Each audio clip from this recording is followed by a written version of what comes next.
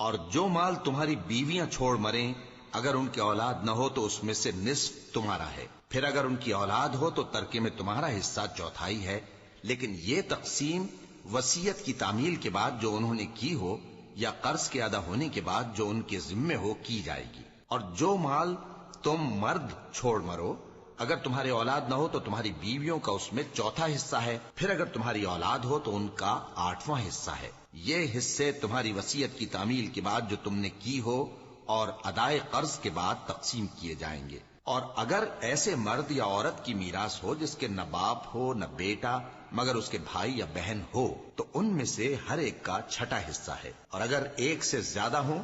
تو سب 1/3 میں شریک ہوں گے۔ یہ حصے بھی بعد ادائے وصیت و قرض بشرطے کہ ان سے میت نے کسی کا نقصان نہ کیا ہو تقسیم کیے جائیں گے۔ یہ اللہ کا فرمان ہے اور اللہ نہایت علم